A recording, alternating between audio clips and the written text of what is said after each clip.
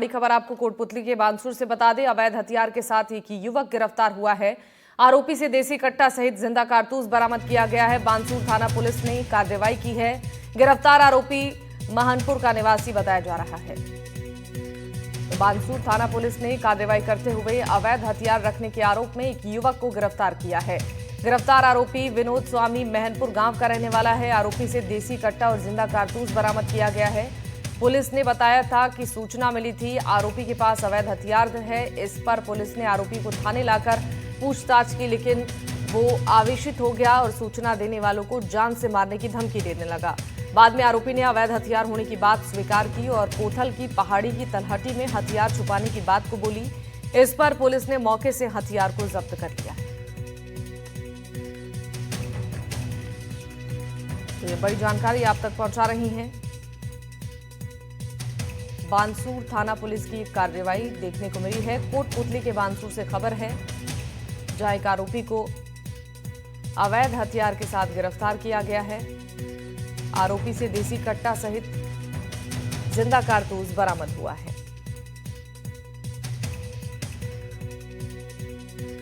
इस खबर पर ज्यादा जानकारी देंगे हमारे साथ संवाददाता हिमांशु जुड़ गए हैं फोन लाइन पर।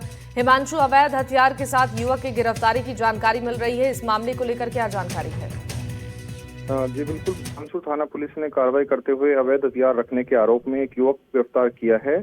गिरफ्तार आरोपी विनोद स्वामी बानसूर के महनपुर गांव का रहने वाला है, जहां आरोपी के पास देसी कट्टा और जिंदा कारतूस बरामद किया गया है। पुलिस ने बताया कि सूचना मिली थी कि आरोपी के पास अवैध हथियार है। इस पर पुलिस ने आरोपी को थाने में लाकर पूछताछ की, लेकिन वो गुस्से में आ गया। लेकिन इसके बाद जो सूचना देने वाला है उसको जान से मारने की धमकी भी देने लग गया। बाद में आरोपी ने अवैध हथियार होने की बात स्वीकार की और उसको कोथल की पहाड़ी की तलहटी में हथियार छुपाने की बात स्वीकार करी। इसके बाद पुलिस ने मौके से हथियार जब्त कर लिया। आरोपी को फिलहाल गिरफ्तार किया है। जी ठीक है हिमांशु, आपका बहुत शुक्रिया तमाम जानकारियों के लिए। एक और बड़ी खबर है, मां चामुंडा माता मंदिर प्राण प्रतिष्ठा कार्यक्रम, मांगलिक कार्यक्रमों के साथ शुरुआत हुई। भव्य शोभा यात्रा का आयोजन हुआ। सैकड़ों की तादाद में महिलाएं शामिल हुई। महिलाएं सिर पर कलश लेकर इस यात्रा में शामिल हुई। पाली जिला मुख्यालय पुनायता रोड पर लाखों रुपए की लागत से नवनिर्मित मां चामुंडा माता मंदिर प्राण प्रतिष्ठा मांगलिक कार्यक्रम की शुरुआत हुई। मंदिर प्राण प्रतिष्ठा को लेकर आज भव्य शोभा यात्रा जुलूस का आयोजन हुआ। सैकड़ों की तादाद में महिलाएं सिर पर कलश लेकर कलश यात्रा में सम्मिलित हुई और तरह तरह की झांकियां और मां चामुंडा के जयकारों के साथ कलश यात्रा नगर के हर क्षेत्र से होकर गुजरी। लोगों ने पुष्प वर्षा के साथ कलश यात्रा का स्वागत किया। आगामी 30 अप्रैल को वैदिक मंत्रों के साथ प्राण प्रतिष्ठा का आयोजन होगा। पाली से खबर है, मांगलिक कार्यक्रमों की शुरुआत हुई है और भव्य शोभा यात्रा का आयोजन हुआ है। इस खबर पर ज्यादा जानकारी देने के लिए सहयोगी सुभाष जुड़ गए हैं फोन लाइन पर। सुभाष, जिस तरीके से कार्यक्रमों का आयोजन हो रहा है मां चामुंडा माता मंदिर प्राण प्रतिष्ठा को लेकर, किस तरीके की यहां पर तैयारियां और लोगों में उत्साह देखने को मिल रहा है? ये 5 दिवसीय जो प्राण प्रतिष्ठा समारोह है उसमें आज से शुरू हुआ है और देखा जाए तो इसमें सबसे बड़ी जो समाज को अग्रणी देन रही है कि वो महिला और बालिकाओं को आगे और बालिका शिक्षा को लेकर के जागरूक करने की बात सबसे बड़ी सामने आ रही है। और इसीलिए जितने भी झांकियां बनी है उसमें सभी युवतियां हैं, युवतियों के कर्तव्य दिखाते हुए है और मां चामुंडा के मंदिर को किस तरीके से भव्य बना सकते हैं, इसलिए समाज के लोग दूर दूर से यहाँ पहुंच रहे हैं। और ये 5 दिवसीय जो है वो 30 तारीख को प्राण प्रतिष्ठा होगी। उसके बाद में और भी कार्यक्रम चलते रहेंगे। जी ठीक है, आपका बहुत शुक्रिया सुभाष तमाम जानकारियों के लिए। और चूरू से बड़ी खबर आपको बता दें, रतनगढ़ में NH 11 पर भीषण सड़क हादसा हुआ है। कार और दूध के टैंकर में भीषण टक्कर हुई है। हादसे में कार सवार मां बेटे की मौके पर ही मौत हो गई। NH 11 पर राजाड़ा जोहड़ के पास की घटना है और शवों को राजल देसर अस्पताल की मॉर्चरी में रखवाया गया। सूचना पर राजल देसर पुलिस मौके पर पहुंची। तो इस हादसे में कार सवार मां और बेटे की मौत हो गई है। नेशनल हाईवे 11 पर यह घटना हुई है। रतनगढ़ में NH 11 पर भीषण सड़क हादसा, कार और दूध की टैंकर में भीषण टक्कर हुआ है और बता दें कि इस हादसे में कार सवार मां और बेटे की मौत हो गई है।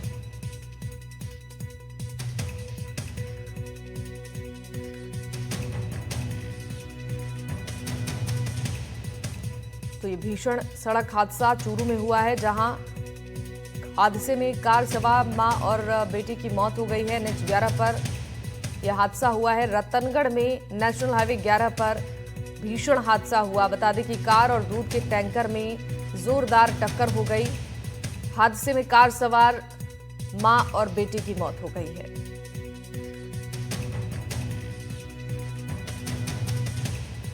चूरू से बड़ी खबर, रतनगढ़ में NH11 पर भीषण सड़क हादसा हुआ है। कार और दूध के टैंकर में भीषण टक्कर हुई है।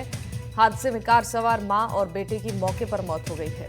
इस खबर पर ज्यादा जानकारी देने के लिए संवाददाता गजेंद्र सिंह जुड़ गए हैं फोन लाइन पर। गजेंद्र, चूरू में भीषण सड़क हादसा हुआ है, कैसे इसकी जानकारी मिली और क्या अपडेट इस मामले में है? बिल्कुल, मैं आपको बताना चाहूंगा क्या सुबह की ये घटना है, जहां पर NH11 रतनगढ़ के अंदर के टैंकर और गाड़ी के अंदर भीषण भिड़ंत हो गई। हादसे में माँ बेटे 2 लोगों की दर्दनाक मौत हो गई। दोनों के शवों को स्थानीय जो राजेंद्र सर की जो राजकीय अस्पताल की मोर्ग से रखवा दिया गया है। परिजनों को भी सूचना दे दी गई है। वही मौके पर पहुंची पुलिस आगे की जानकारी जुटा रही है। जी ठीक है गजेंद्र, आपका बहुत शुक्रिया तमाम जानकारियों के लिए।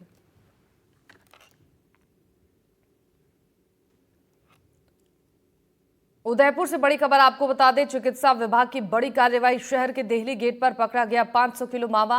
मौके पर चिकित्सा विभाग की टीम पहुंची। ये बड़ी खबर है। चिकित्सा विभाग की ओर से बड़ी कार्रवाई उदयपुर में की गई है।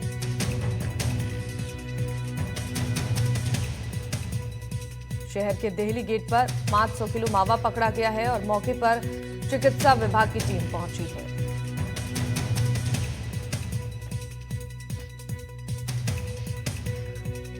चिकित्सा विभाग की ये बड़ी कार्रवाई उदयपुर में हुई है। शहर के देहली गेट पर 500 किलो मावा पकड़ा गया है। मौके पर चिकित्सा विभाग की टीम पहुंची है। इस मामले की जांच पड़ताल की जा रही है।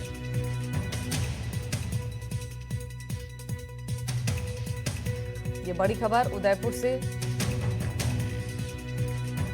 चिकित्सा विभाग की बड़ी कार्रवाई यहां पर हुई है। शहर के देहली गेट पर 500 किलो मावा पकड़ा गया है। मौके पर चिकित्सा विभाग की टीम पहुंची है।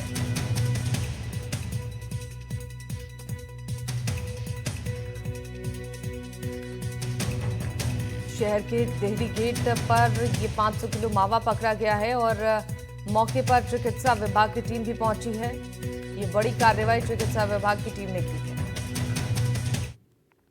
बूंदी से बड़ी खबर आपको बता दें, अवैध बजरी परिवहन पर बड़ी कार्रवाई हुई है। पुलिस ने 3 वाहनों को जब्त किया है।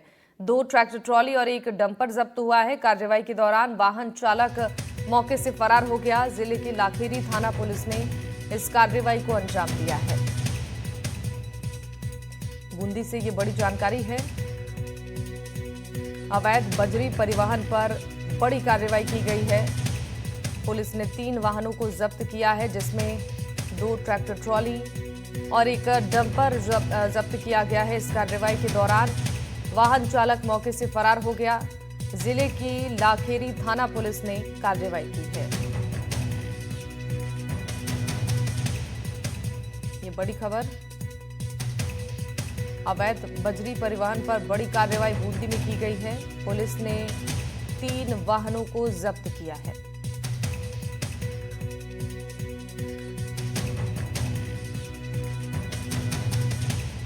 जिले की लाखेरी थाना पुलिस ने इस कार्रवाई को अंजाम दिया है। अवैध बजरी परिवहन पर यह कार्रवाई की गई है।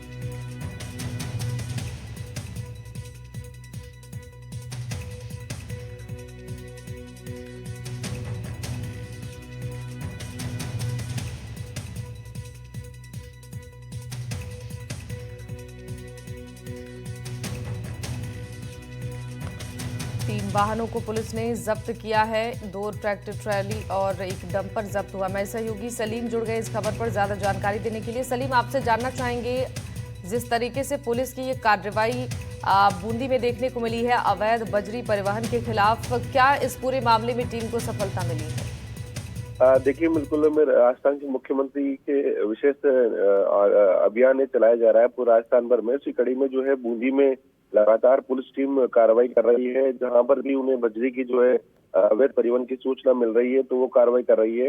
इसी बीच उन्हें मेगा हाईवे पर सूचना मिली थी कि अवैध बजरी का परिवहन हो रहा है। इस सूचना पर बूंदी में लाखेरी थाना पुलिस ने जो है नाकेबंदी की हुई थी, तभी अचानक से 3 ट्रैक्टर ट्रॉली और एक डंपर जो है बजरी का आया। नाकेबंदी में उन्होंने रुकवाया गया। पूछताछ में जो है जो उनके मूल दस्तावेज थे वो नहीं मिले।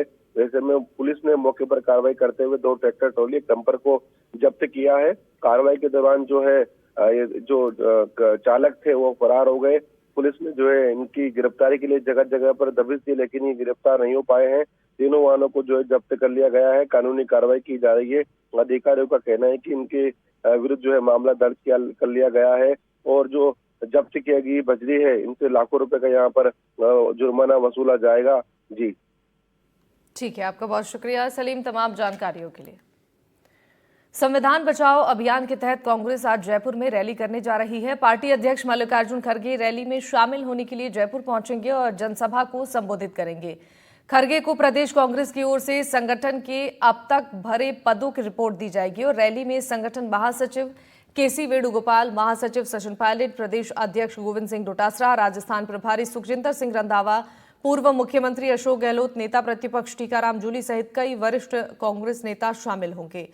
कांग्रेस अध्यक्ष मल्लिकार्जुन खड़गे प्रदेश कांग्रेस के वॉर रूम में जिला कांग्रेस कमेटियों के अध्यक्षों की एक महत्वपूर्ण बैठक लेंगे। इस बैठक में संगठन महासचिव केसी वेणुगोपाल, प्रदेशाध्यक्ष गोविंद सिंह डोटासरा और प्रभारी सुखजिंदर सिंह रंधावा भी मौजूद रहेंगे और खड़गे राजस्थान प्रदेश कांग्रेस कमेटी की कोऑर्डिनेशन कमेटी की बैठक भी लेंगे। माना जा रहा है कि कांग्रेस इस अभियान के जरिए न केवल भाजपा पर सीधा हमला करेगी बल्कि आगामी चुनावों के मद्देनजर जन समर्थन भी हासिल करने का प्रयास करेगी।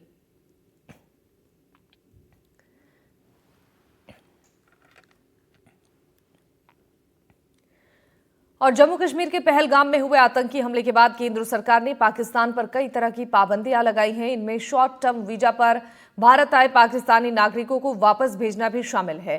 केंद्र सरकार के दिशा निर्देश की पालना करते हुए राजस्थान पुलिस मुख्यालय ने शॉर्ट टर्म वीजा पर आए भारतीय पाकिस्तानी नागरिकों को वापस भेजने की कवायद शुरू कर दी है और पुलिस मुख्यालय की ओर से मिली जानकारी के मुताबिक प्रदेश में अब तक 109 नागरिकों को वापस पाकिस्तान भेजा जा चुका है।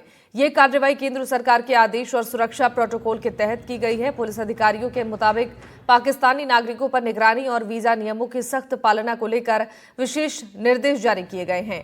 पहलगाम आतंकी हमले के मद्देनजर अतिरिक्त सतर्कता बरती जा रही है और सभी जिलों में वीजा धारकों की जांच तेज कर दी गई है।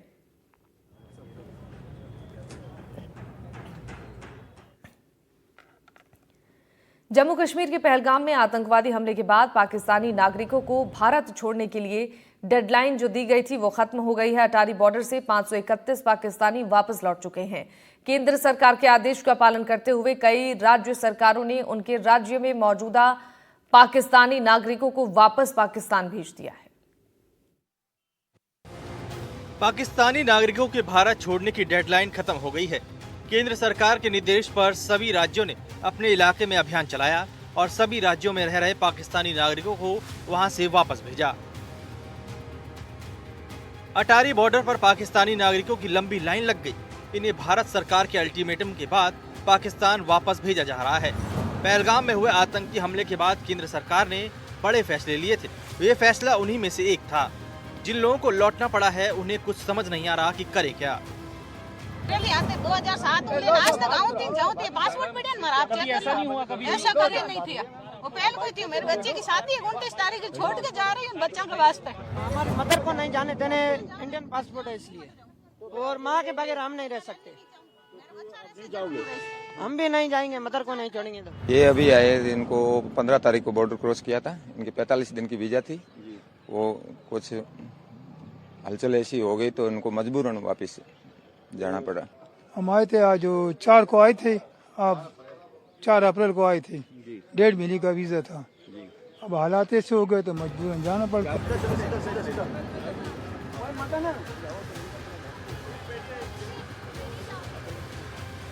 देश के हर कोने से कुछ ऐसी ही तस्वीरें सामने आई है। राज्यों के आदेश मिलने के बाद पाकिस्तानी नागरिकों की पहचान की गई और उन्हें वापस भेजने की कार्रवाई की गई। पहलगाम में हुए आतंकी हमले के बाद केंद्र सरकार ने सभी राज्यों को ये आदेश दिए थे कि सभी पाकिस्तानी नागरिकों को वापस उनके देश में भेजा जाए, यानी कि उन्हें डिपोर्ट कर दिया जाए। और इसकी जो समय सीमा अब समाप्त हो चुकी है। ऐसे में अन्य राज्यों की तरह दिल्ली से भी कई पाकिस्तानी जो नागरिक हैं उन्हें यहाँ से वापस भेजा जा रहा है। लेकिन जो मेडिकल वीज़ा से पाकिस्तानी नागरिक दिल्ली आए हैं उनकी जो समय सीमा है उसे यहाँ पर 29 अप्रैल रखा गया है, यानी कि 29 अप्रैल तक वो भारत में रह सकते हैं, लेकिन उसके बाद उन्हें यहाँ से वापस जाना होगा, यानी कि उन्हें डिपोर्ट कर दिया जाएगा। हालांकि इस कड़ी कार्रवाई की वजह से कुछ लोग फंस कर रह गए हैं। मेरठ के सरदना की रहने वाली सना के साथ कुछ ऐसा ही हुआ। सना का पासपोर्ट भारतीय है और बच्चों की नागरिकता पाकिस्तानी। सना की शादी 2020 में पाकिस्तान के कराची में रहने वाले डॉक्टर बिलाल से हुआ था। पिछले दिनों सना अपने 3 साल के बेटे और 1 साल की बेटी को लेकर अपने परिजनों से मिलने शॉर्ट टर्म वीजा लेकर भारत आई थी। आदेश आया तो उन्हें बॉर्डर के लिए निकलना पड़ा, लेकिन वहां मुश्किल ये हो गई कि सना का पासपोर्ट भारतीय है लेकिन उनके बच्चे पाकिस्तानी नागरिक हैं। फिलहाल उन्हें मेरठ वापस भेज दिया गया है। हम सरकार से ये कहना चाहते हैं, मेरे साथ बहुत सी लड़कियां हैं जिनकी शादी पाकिस्तान में हुई है। हम सरकार से सिर्फ यही कहना चाहते हैं, उनसे ये अपील करते हैं कि हमें अपने बच्चों के साथ सेफली पाकिस्तान पहुंचा दिया जाए। आपकी बहुत मेहरबानी होगी। जिसने भी ये काम करा है बहुत गलत काम करा है और जिसने भी ये करा है उसे सख्त से सख्त सजा मिले। 2020 में इसकी शादी हुई थी। अब ये 45 दिन के वीजा पे यहाँ आई थी हमसे मिलने, तो अभी 10-11 दिन ही हुए हैं अभी तो वैसे ऐसे। तो वहां से ऑर्डर आया कि 48 दिन में बॉर्डर बंद हो जाएगा, तो इन्हें वापस पूछवाओ। अब हमने यहाँ से दिल्ली से वीजा भी लेकर आए हम इसका, और यहाँ LIU में मेरठ लिखवाया बच्चों को। वहाँ छोड़ने गए बॉर्डर पे, तो वहाँ जाके ये हुआ कि दिक्कत ये आई कि बच्चे ही जा सकते हैं, बच्चे बहुत छोटे हैं, वो अपना आप जा नहीं सकते, और जो इंडियन पासपोर्ट है वो नहीं जा पाएगा पाकिस्तान। तो वहां से उन्होंने वापस कर दिया ये कह के। जानकारी के मुताबिक मेडिकल वीजा पर आए पाकिस्तानी नागरिकों को 29 अप्रैल तक भारत में रहने की छूट दी गई है, लेकिन ये साफ कर दिया गया है कि आतंकवाद के मुद्दे पर अब कोई नरमी नहीं बरती जाएगी।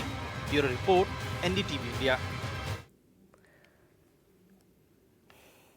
पहलगाम आतंकी हमले के बाद से जिले में कानून व्यवस्था को लेकर प्रशासन और पुलिस अलर्ट मोड पर है।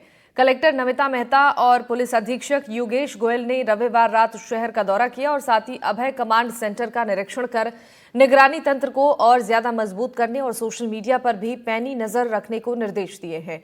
कलेक्टर मेहता और SP गोयल नगर निगम कैंपस स्थित अभय कमांड एंड कंट्रोल सेंटर पहुंचे, जहां उन्होंने वीडियो मॉनिटरिंग सेल का अवलोकन किया, जिसके तहत उन्होंने शहर में लगे CCTV कैमरों के माध्यम से की जा रही निगरानी की जानकारी ली। इस दौरान जिला कलेक्टर नमिता मेहता भी भीलवाड़ा में महत्वपूर्ण और बड़े आयोजनों के दौरान ड्रोन कैमरे को अभय कमांड से लिंक कर विजिलेंस किए जाने की जानकारी देते हुए उस तकनीक को उदयपुर में भी उपयोग किए जाने का सुझाव दिया। अधिकारियों ने सोशल मीडिया सेल का भी निरीक्षण कर सोशल मीडिया हैंडल्स पर की जाने वाली आपत्तिजनक पोस्ट को ट्रेस करने और कार्रवाई करने के निर्देश दिए।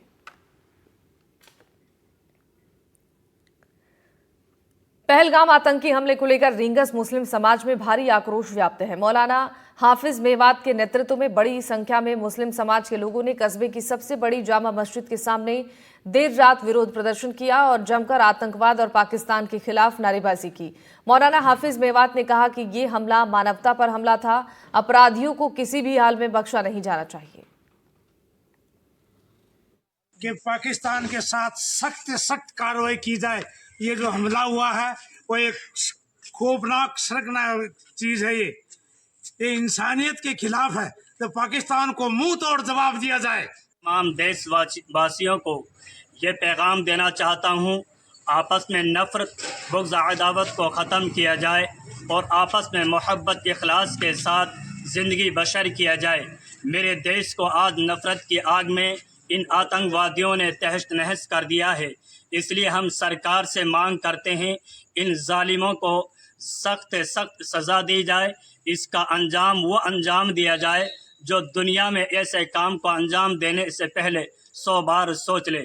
आज सर्व समाज और मुस्लिम समाज की तरफ से पहलगाम घाटी जम्मू कश्मीर में आतंकी हमले में पर्यटकों जो शहीद हुए हैं उनके लिए हम अश्रुपूर्ण श्रद्धांजलि अर्पित करते हैं और उनको हम सादर नमन करते हैं। देश में जो इस तरह के आतंकवादी घटनाएं घटित हो रही है, हम हमारे मोदी सरकार, पीएम सरकार से आग्रह करना चाहते हैं कि ऐसी घटनाएं दोबारा कतिपय न हो। इन जो घुसपैठिए हैं उनको जड़ से ख़त्म करें और पाकिस्तान जो मुस्लिम देश है उनका पानी ही नहीं, हुक्का पानी पूरा बंद करें ताकि वो दोबारा ऐसा करने के लिए सोचे। खबर बीकानेर से है, जहां जम्मू कश्मीर के पहलगाम में पर्यटकों पर हुए कायराना हरकत के बाद देश भर में आक्रोश का माहौल है। वहीं श्रीडूंगरगढ़ उपखंड के ग्रामीण क्षेत्रों में पाकिस्तान के खिलाफ लोगों में आक्रोश है। गांव भोजास के ग्रामीण द्वारा दिवंगत पर्यटकों को श्रद्धांजलि दी गई और पाकिस्तान के खिलाफ नारेबाजी भी की गई। इस दौरान बुजुर्ग और युवाओं ने पाकिस्तान को सबक सिखाने की मांग की है।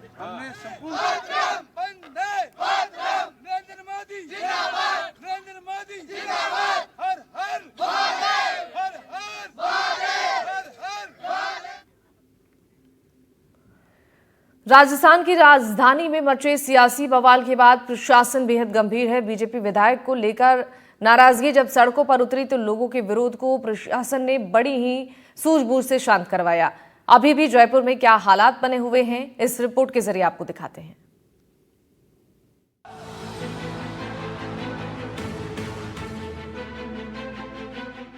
राजस्थान की सियासत में इन दिनों एक मामले पर खूब राजनीति हो रही है और इस पर खूब हंगामा भी हो रहा है। मामला राजधानी जयपुर का है, जहां बीजेपी के विधायक को लेकर हंगामा इतना ज्यादा हुआ कि विरोध में लोगों की भीड़ सड़कों पर उतर आई। वहीं जयपुर में जामा मस्जिद विवाद को लेकर बीजेपी प्रदेश अध्यक्ष मदन राठौर ने लोगों से सौहार्द बनाए रखने की अपील की है। वहीं पत्रकारों से बातचीत में राठौर ने कहा कि जो भी भड़काने का काम कर रहा है उसका तिरस्कार होना चाहिए। वहीं मदन राठौर ने बताया कि उन्होंने विधायकों और कार्यकर्ताओं को स्पष्ट निर्देश दिए हैं कि कोई भी ऐसा कार्य ना करे जिससे किसी की भावनाएं आहत हो। साथ ही उन्होंने कहा कि मैंने विधायक को फोन करके आगाह किया है और प्रायश्चित करने के लिए कहा। उन्होंने प्रायश्चित भी किया और खेद भी प्रकट किया।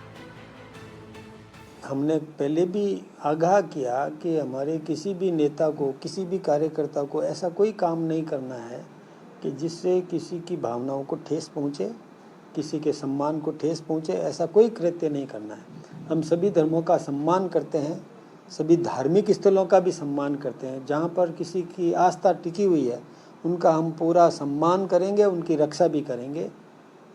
इसमें यदि जैसा कि मीडिया में प्रचलित है, जब सबसे पहले मुझे पता चला तो सबसे पहले मैंने मेरे विधायक को टेलीफोन करके आगाह किया और ये भी कहा कि आप, हालांकि उसने मुझे आश्वस्त किया कि मेरी कोई ऐसी मंशा नहीं थी, मैं तो लोगों को रोकने के लिए गया था, लेकिन मेरा ये कहना है कि लोग जाए ही क्यों। वही मामला बढ़ता देख इस पर राजनीति भी शुरू हो गई है। इस पर पूर्व कैबिनेट मंत्री प्रताप सिंह खाचरियावास ने कहा कि यदि विधायक बाल मुकुंदाचार्य गलत नहीं थे तो माफी क्यों मांगी। वे गलत हैं इसलिए माफी मांग बैठे हैं। जयपुर का माहौल खराब करना चाहते हैं। यदि सही होते तो माफी क्यों मांगते। और तूने माफी मांगी है तो मैं कहूँगा जो ठाकुर गोविंद देव जी के भक्त हैं, यदि कोई व्हाट्सएप में ये लिखता है कि ये गलत नहीं है। फिलहाल राजधानी में हुए बवाल के बाद अब शांति बनी हुई है। इसके लिए पुलिस प्रशासन बेहद सतर्क बना हुआ है और हर बारीक जानकारी पर भी कार्रवाई की जा रही है। चित्तौड़गढ़ जिला कलेक्टर आलोक रंजन ने पहलगाम में पर्यटकों पर हुए आतंकी हमले के बाद गोल प्याऊ स्थित पुलिस कंट्रोल रूम का औचक निरीक्षण किया।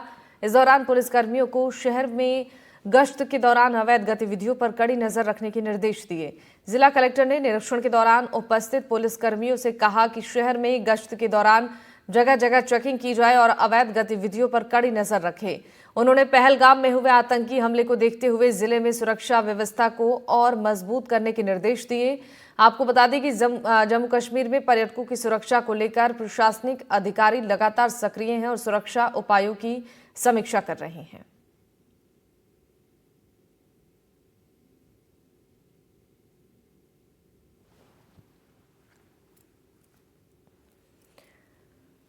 खबर कोटपुतली से है, जहां बानसूर पुलिस ने नाबालिग से फर्जी दस्तावेज के जरिए शादी करने वाला आरोपी जिसे गिरफ्तार किया है। इस मामले की जानकारी देते हुए थाना प्रभारी सुरेंद्र मलिक ने बताया कि 16 अप्रैल को शिकायत दर्ज कराई गई थी, जिसमें बानसूर के शाहपुर निवासी नीलेश पर 2 लड़कियों को बहला फुसलाकर ले जाने का आरोप लगाया गया था, जिसमें एक लड़की नाबालिग थी। 18 अप्रैल को पुलिस को सूचना मिली कि आरोपी ने दिल्ली के आर्य समाज मंदिर में नाबालिग से शादी कर ली है।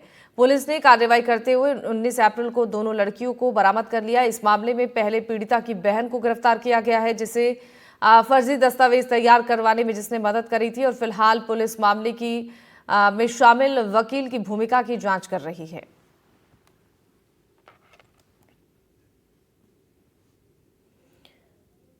भीलवाड़ा शहर के रमा विहार क्षेत्र में दो दोस्तों में मामूली कहासुनी के बाद चाकूबाजी की घटना सामने आई है। इस घटना में एक युवक गंभीर रूप से घायल हो गया, जिसे जिला चिकित्सालय में भर्ती कराया गया। अस्पताल में युवक का इलाज जारी है। घायल युवक की हालत गंभीर बताई जा रही है। जानकारी के मुताबिक राम विहार कॉलोनी में रहने वाले सोनू जैन की अपने ही दोस्त साहिल पारेख के साथ किसी बात को लेकर कहासुनी हो गई थी। आपसी कहासुनी का मामूली विवाद मारपीट तक जा पहुंचा और आवेश में आए साहिल पारेख ने सोनू जैन पर चाकू से हमला कर दिया। हमले के बाद से ही आरोपी फरार है।